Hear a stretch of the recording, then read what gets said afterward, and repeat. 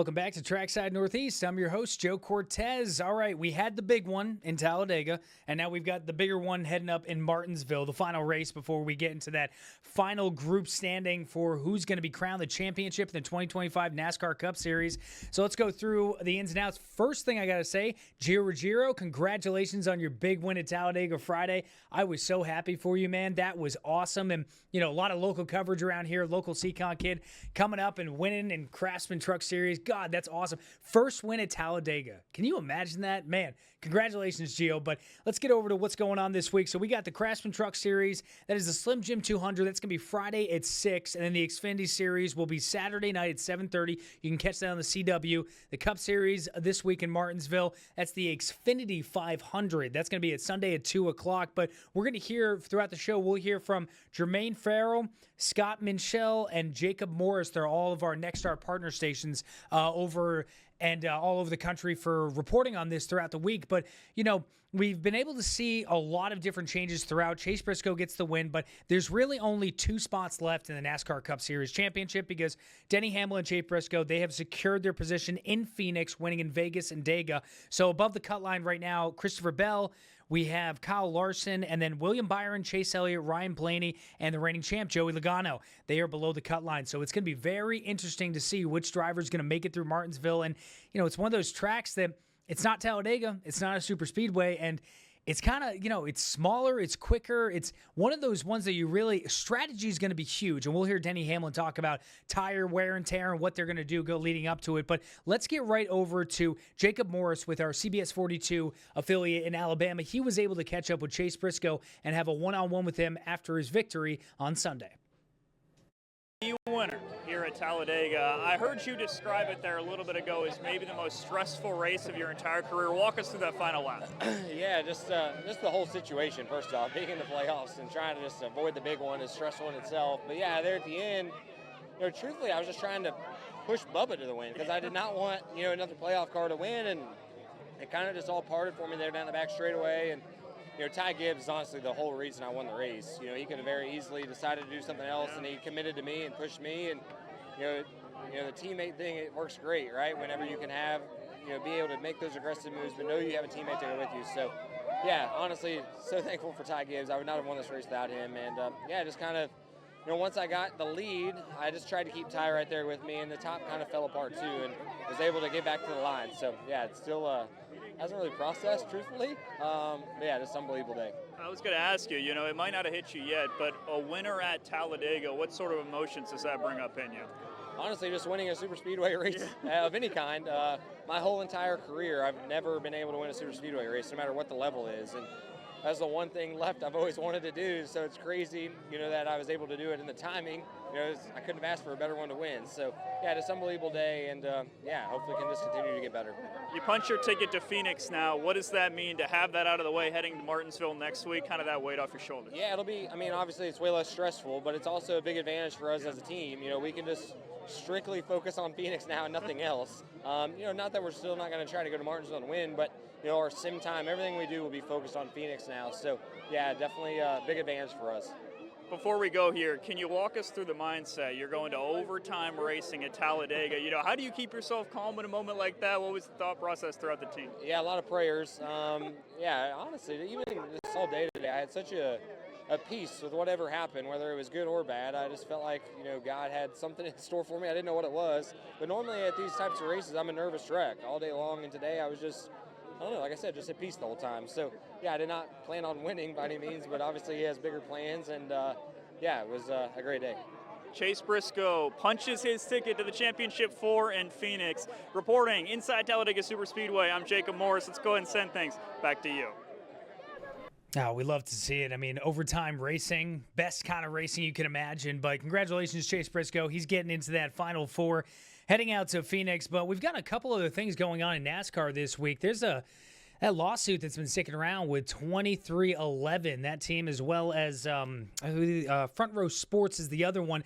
That lawsuit is very interesting, but they're meeting this week. I believe they're going to meet 1 or 2 times, but it's for a mediation session before that potential trial in December. So we could have one of the more interesting off seasons in NASCAR history coming up with this trial and what they're going after. I mean, there's a lot that you got to look into. You know, NASCAR is being accused of anti-competitive practices and holding a monopoly over stock car racing. So it's very interesting if you get a chance to read up on it. I've been trying to pay attention and stick with it, but it's one of those things that, you know, usually NASCAR, you get to the end of the year, it finishes up, and everyone waits for the big one heading up in February when we get back to Daytona. But it'll be a very, very interesting trial to take a look at if it happens.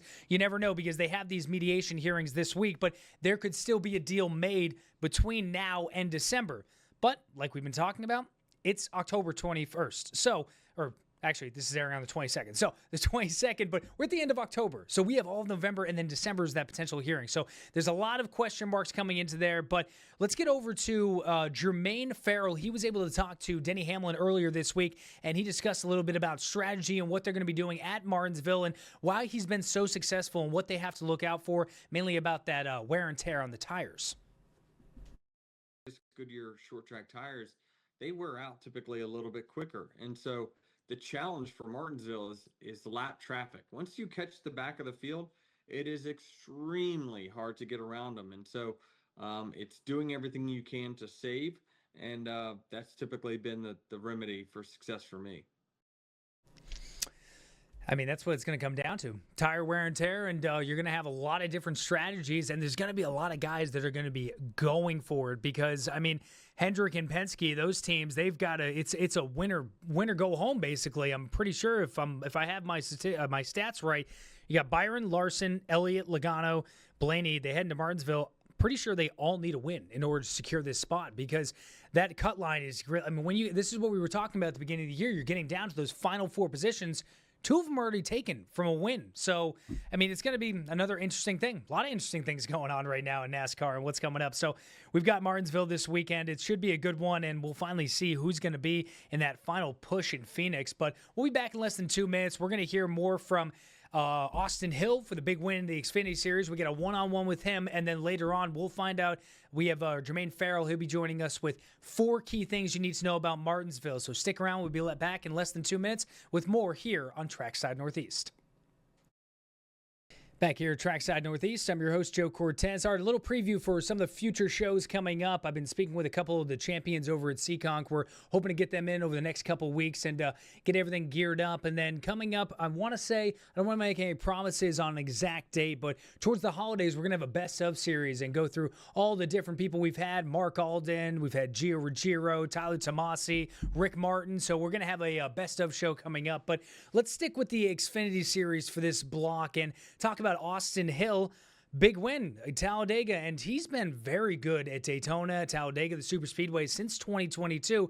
He kind of has that little bit of the Denny Hamlin-esque to him where he likes playing the villain, and he made a little gesture after the race that caught a lot of eyes, and not too many people are happy about it with what he did after the race. And apparently there was some talk about somebody was giving him a lot of flack, and it was kind of just like towards him, but he did it towards the fans. And, you know, the fans in NASCAR, that is NASCAR. That is literally what NASCAR is all about. So you don't really want to become an enemy there, but, you know, we'll get away from that. Let's listen to this one-on-one with our partner over, Scott Minshew from CBS 42. He had a one-on-one with Austin Hill after his win Saturday at Talladega Speedway.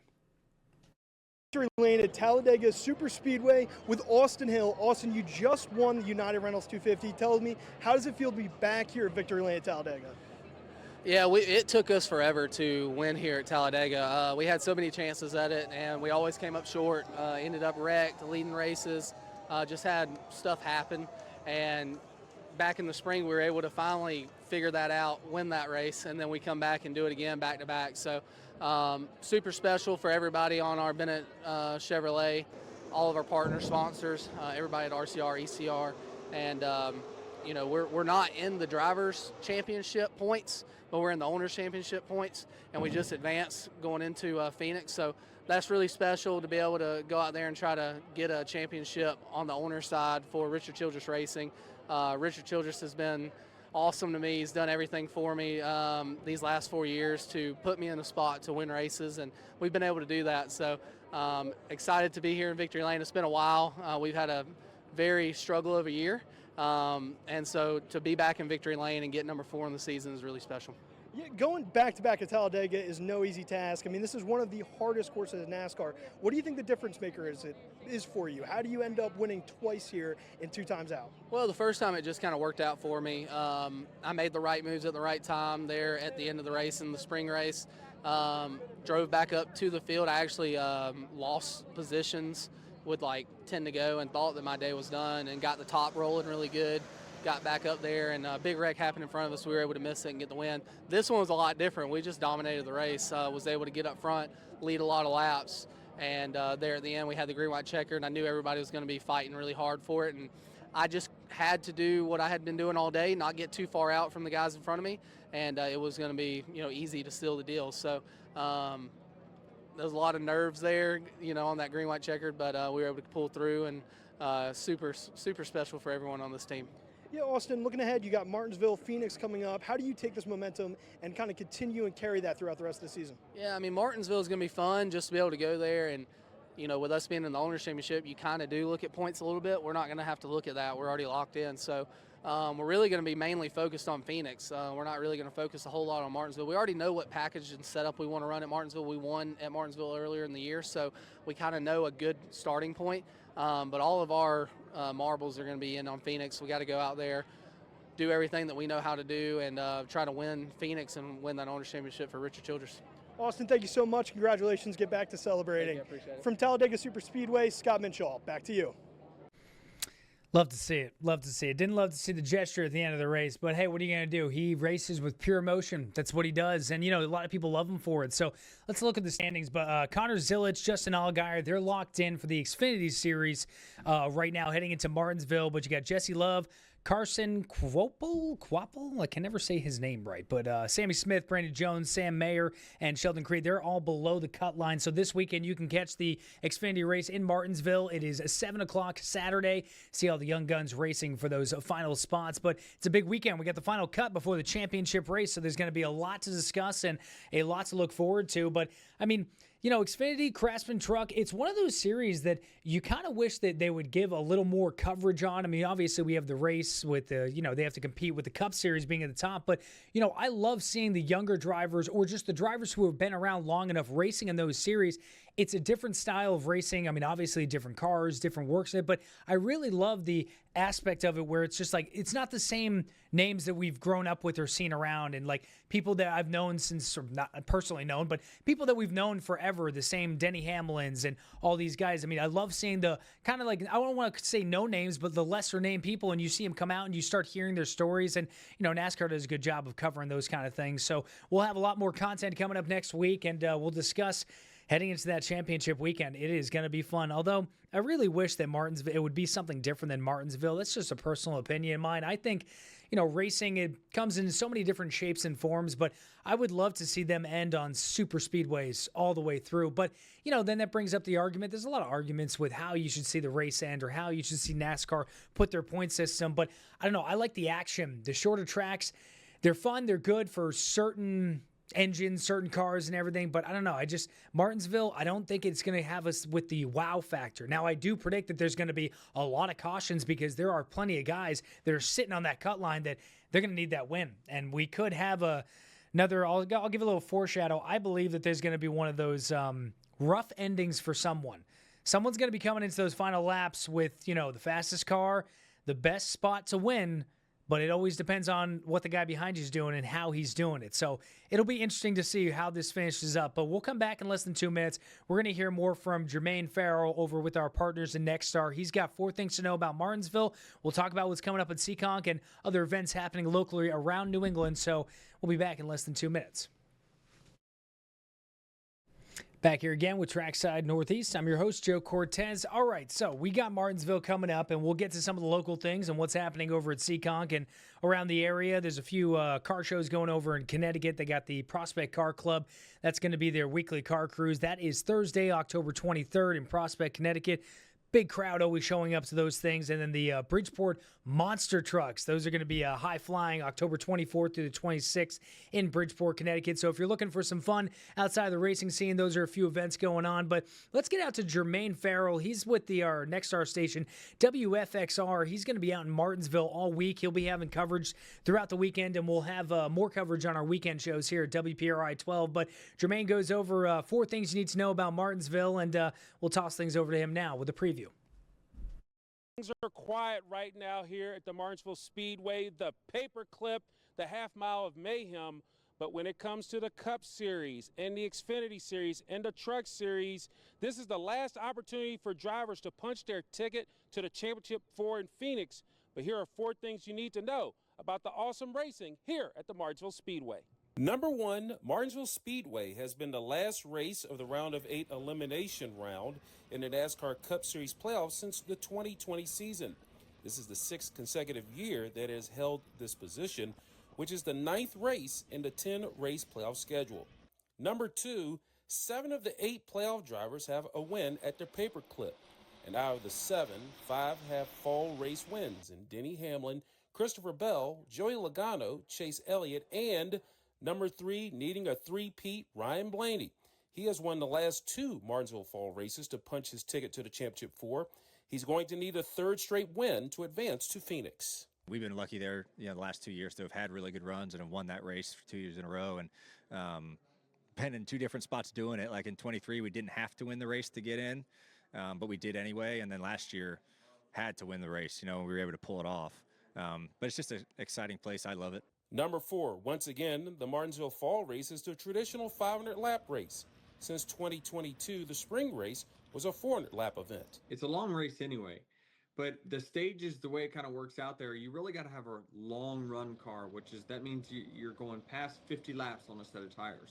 All right, folks, the racing, a lot on the line this weekend here at the Martinsville Speedway. As coming up on Friday, it is the Truck Series, the final race in the round of 8.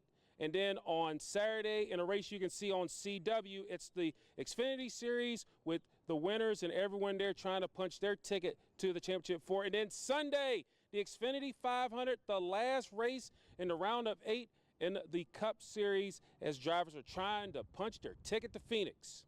Reporting from the Martinsville Speedway, I'm Jermaine Ferrell. Well, thank you, Jermaine. So, yep, there it is. There's your 4 things you need to know. And it's interesting to see every driver he was mentioning, with the wins in the past and everything. You start looking at it and you're like, well, that's basically all the drivers that need to make the cut line and need a win to get to the next round. So we'll see how it plays out. We'll see how it gears up, and we'll see how Mother Nature handles what's going on this weekend. I haven't really looked at the weather too much. I usually wait until about Thursday or Friday to kind of get a look, but you never know what happens down there in Virginia. You get some rain coming through. It can change up some pit strategies. And like Denny Hamlin was saying, it's a long race. It's going to come down to who has the best strategy, who keeps the car on the track, and, who's willing to give it all to try to get to that Final Four. Because it all comes down to this. I mean, there are a lot of our top favorite drivers who have had great seasons. You're looking at Blaney, you're looking at Bell. I mean, Blaney, he's been coming along at the end of the season. He had a tough go in the middle and the beginning. But, you look at some of these guys, they're really trying to push and make it because these final wins will get you into that next one. And then we'll get to the discussion in the offseason about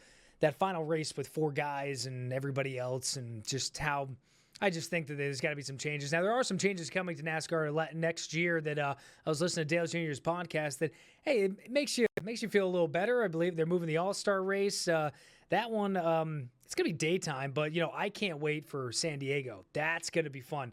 They got a road course out there. They're going to have a Top Gun theme, so I'm hoping Tom Cruise maybe comes out there. That would be pretty sweet. Put the Hollywood stars with the stars of the asphalt. That would be a fun time, but a lot of changes coming up. So let's get over to Seekonk this weekend.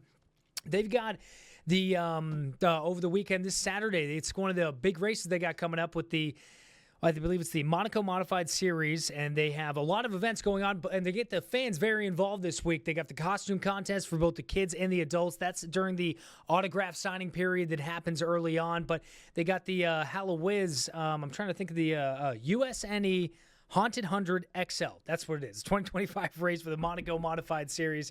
It'll be a tight battle. It'll be kind of the last big thing that happens at Seekonk this year before the track starts getting into the colder months. I mean, it was freezing outside reporting this morning. I was over in Fall River, and I'm like, man, fall's really starting to kick it up a notch. But we'll get there, and we'll see what happens. But, Seacon's they've had a great season, great year, a huge milestones, a lot of winners getting out there. And I can't wait to get some of these winners in and talk to them and hear their story on how, they got into racing. Some of them have been waiting a long time to win. Others, this is just part of the course. This is what they do. They win and they keep rolling. So we got a lot of good things happening over there, but they have the festivals going on, and it's all for the Hallowiz, and they got different competitions with different divisions and, best car dressed up and everything like that. So it'll be a lot of fun time over at Seaconk. I hope I can make my way out there and meet some of the great people over there and talk to them about the community and try to get some more establishment for this show going into the winter months. We'll see how long we're going to push it through, but we've got some winners coming up the next couple weeks. We have a lot of good racing coming up, but there's also, speaking about those changes next year that just popped in my head, there's one weekend where they got 2 weeks off, which is very unheard of. I mean, they did it in the Xfinity Series a lot this year, but they didn't do it in the Cup Series. So that must be a nice feeling for some of those racers who, every weekend, I mean, you're traveling, they're putting that truck on the rig and they're hauling all around the country. And it's like, when you think about it, racing is a very long season. I mean, whether it's local or all the way up to the Cup level, it is such a long season. And, all these racers, they got families, they got friends, they got people they want to see. And, when your life is completely around your job 24/7 all the time, I mean, that's pretty difficult. So I feel like NASCAR is making the right move with giving a couple additional weekends off in the summer to give that family time for the racers and time to wind down and decompress. I mean, we can also affiliate this with work. I mean, everyone, we all have work, and sometimes you just need time away from it. You need to be able to decompress. And, my father always told me when I was young, he goes, there's personal and professional lives. And he goes, you have to make sure that you balance them, but personal always comes up here. It always is the top. And you got to make sure you take care of yourself because you get burnt out and a lot of things happen. So there is a lot going on this weekend, a lot going on next week, but we are in the final couple weeks of racing here all throughout the Northeast and the United States, and it's going to be a really fun time to watch. I can't wait to see what the broadcast does this weekend. I'm always interested to see around every playoff, whatever sport it is, NASCAR, baseball, football, throughout the broadcast, and this maybe just because I'm in the industry, but I pay attention to the way they do it and how they do it. I mean, one tidbit the other night was, there was one camera operator, Vladimir Guerrero Jr., he had pure emotions, and they were asking him how it feels to win Game 7 and go to the World Series, and, he was able to go around Vladdy, and it was like, it's telling the story, it's taking the moment. So I'm always interested to see how they broadcast the race and how they put the end of the season, and they change things up a little bit here and there, and take a look at how they do shots and how they operate, because there's a lot of different things, and this is the time where you want to be different and you want to catch the eyes of maybe not the typical NASCAR fan or somebody who's just tuning in because they're like, oh, it's, my buddy was telling me about how Austin Hill did a gesture and like, oh, that guy was kind of cool and I want to check this out. It's all about catching the eye of the viewer. So it's always another interesting thing that you can look at throughout your when you're watching the races over the weekend. But you can catch that race on the CW Saturday night at 7 p.m. NASCAR Cup Series is coming in Sunday, and we'll have a lot to talk about. 4 drivers will be left after this weekend to crown a 2025 champion, and I don't think anyone would have guessed at the beginning of the year towards the end of the year, I would have never guessed that. I would have thought Hamlin would have been there, but Hamlin and Briscoe getting wins, already securing the final spots. So you never really know what's going to happen. But we'll have more coverage throughout the weekend, and we'll let you know on WPRI 12. I'll be on the mornings this weekend as the morning weekend anchor, 6 to 10 Saturday. We have our What's Happening segment with Megan Wilgus, Ashley Erling. They join us from the road show. They bounce around and do a lot of things. So we'll have a lot of coverage on that throughout the weekend. If you have any questions, comments, concerns, shoot me an email right here. If for some reason it doesn't go through, I've had a little bit of issues. You can also do J Cortese at nexstar.tv. There's 2 separate emails. They both come to the same one. But if you're trying to get in contact with me, let me know. And we'll see how this show can keep going and keep bringing in different talent from around Northeast and talk to them a little bit more about racing and what they love. And thanks to all of our partners out in Nexstar for giving us this great content where we're able to bring what's happening on the track right to you here in New England. It really does allow us to operate on a different level, and want to thank all of our viewers out there. So it's been a blast. Be safe, be well, most importantly, be kind. I'm Joe Cortese for 12 News and Trackside Northeast. We'll see you next week.